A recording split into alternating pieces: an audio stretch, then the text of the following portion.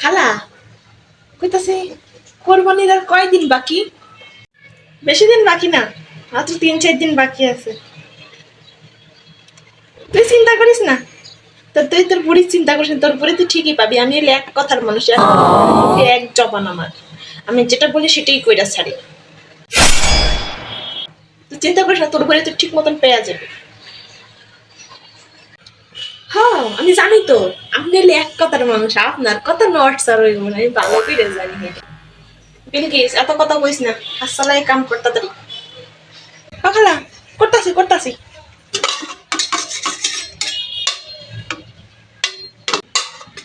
খালা জানেননি, আমি যে অন্য সব বাড়ি কাজ করি না, তারা তাকে কথা যে কি কমু, এত ভালোবাসে আমারে। বেতন তো দিছে দিছে, 500 টাকা বোনাসও দিছে। আবার অন্যান্য কেউ তো বোনাসের সাথে আবার 3 পিস শাড়িও দিছে। ও মা গো, তাই নাকি বিলকিস?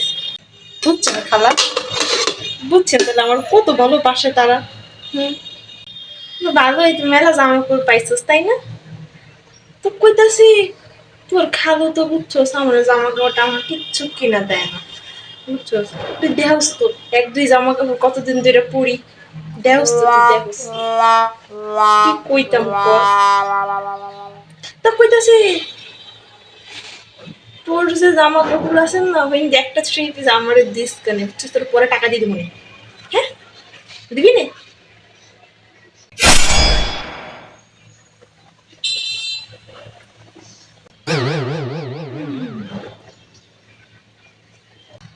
আরে খালা আপনি এটা কি কইতাছেন?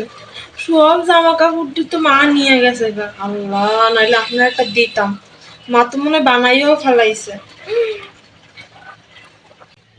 বুঝি তো সব কিছুই, খালি কথার বেলায় সবাই পারে।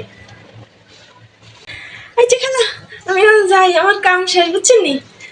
কালকে আমার ঠিক সময় মতো চলে মনে আসি খালা। আচ্ছা ঠিক আছে, যা, কালকে সময় মতো চলে আসিস কাজে।